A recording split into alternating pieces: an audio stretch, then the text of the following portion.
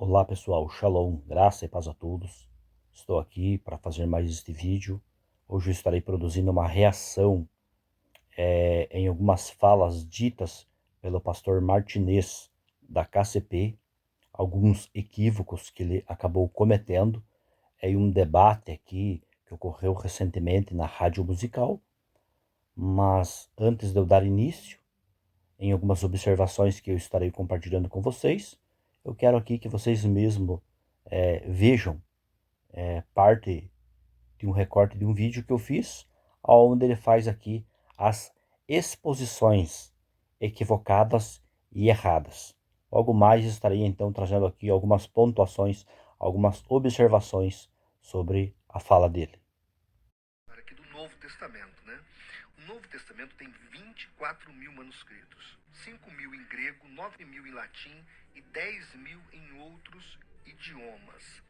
E aqui o que acontece? Nós temos, por exemplo, um livro do Dr. Pickles, é desse jeito mesmo que fala, Dr. Pickles, chamado Família 38. Quem quiser comprar esse livro, tem para vender na internet, chama Família 38. Ele conseguiu achar uma família de manuscritos que vem lá dos autógrafos até os dias de hoje, sem erros. Ele achou uma família, sem erros de cópia. Porque o que acontece? Desses 24 mil manuscritos, há com certeza falhas na hora do copista fazê-los, porque a circunstância em que esses manuscritos foram criados, foram escritos, exigia muita perícia de quem estava escrevendo, e às vezes a pessoa não tinha, o exército estava chegando, o inimigo estava rodeando, então eles tinham que escrever correndo, à luz de lamparina e tal. Então tudo isso tem que ser levado em consideração. Então existe uma família que mostra a Bíblia como está aí. Com relação ao texto crítico, ele não é adequado não só para a Bíblia, ele não é adequado para a história. Se você aplicar o texto crítico em Sócrates, em Aristóteles, em Platão, eles somem da história.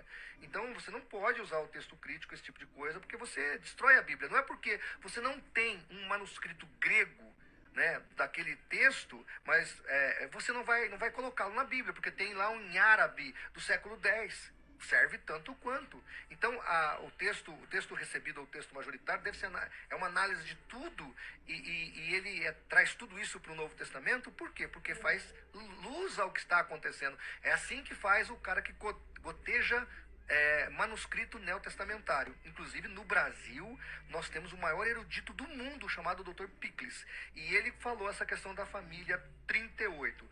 Quanto às traduções bíblicas, nós temos a NVI, que é uma boa tradução, uma excelente tradução, só que a NVI tem um problema.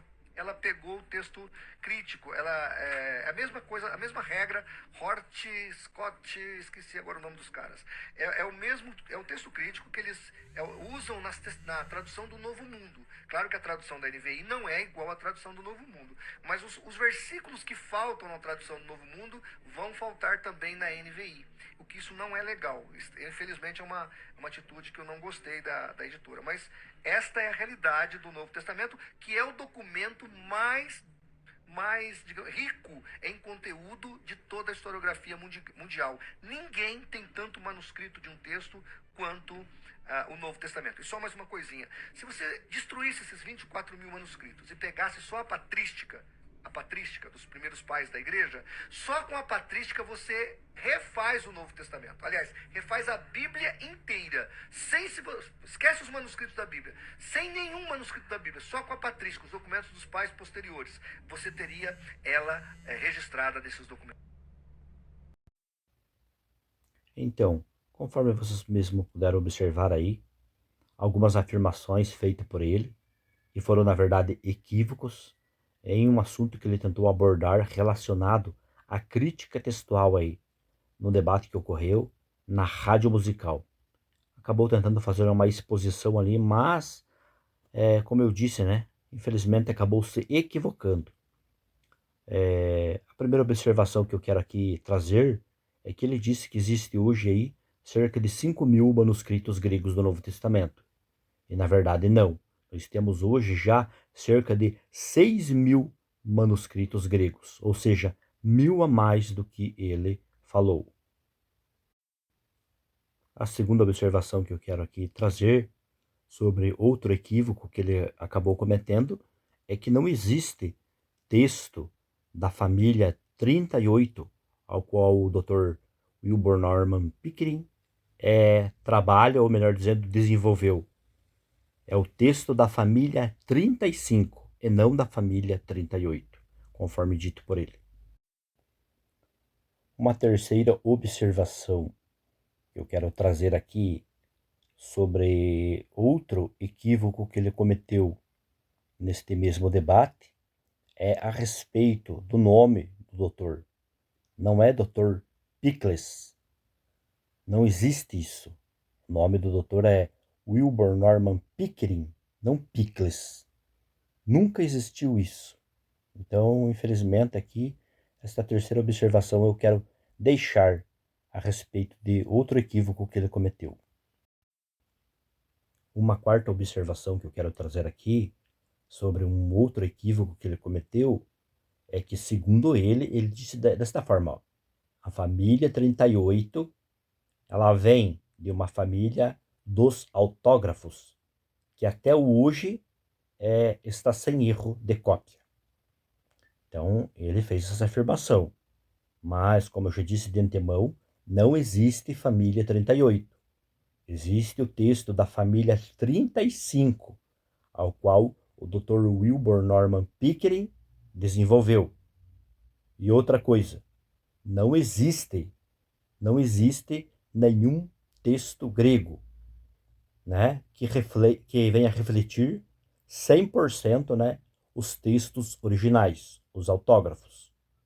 O que nós temos hoje são cópias de cópias aí, né, e todas essas cópias aí, nenhuma pode-se dizer, aqui nós temos 100% de certeza e exatidão os originais em nossas mãos. Nós temos aqui aquilo que reflete 100% os autógrafos. Isto é um equívoco tremendo que as pessoas estão divulgando por aí. Então fica essa minha observação sobre esses equívocos que ele acabou aí também cometendo e pronunciando aí na rádio musical aí, rede nacional. E uma quinta observação sobre outro erro que ele cometeu, outro equívoco, foi ao afirmar que o maior erudito do mundo é o Dr. Pickles. Este personagem fictício que ele criou não existe. Penso eu que ele assistiu muito o desenho O Fantástico Mundo de Bob e acabou aí criando alucinações na cabeça dele. Infelizmente, tudo isso que ele disse no programa da Rádio Musical é pura ficção. Não existe isso. Existe o Dr.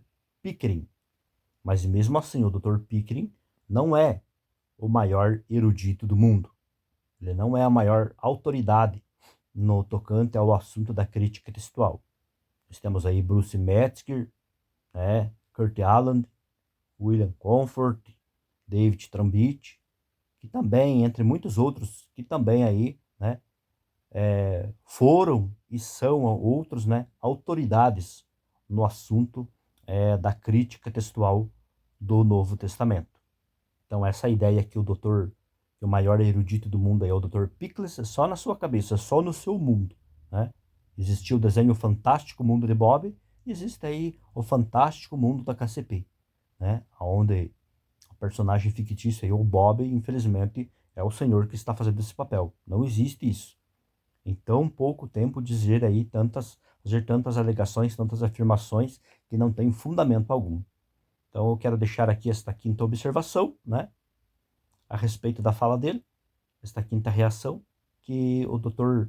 Pickles só é o maior erudito no mundo dele, né? Existe de fato o Dr. Pickering, mas não é a maior autoridade na área da crítica textual, porque temos outros aí, como eu já mencionei. Então, pessoal, vou ficando por aqui nesta ocasião. Deus abençoe a todos. Até um próximo vídeo.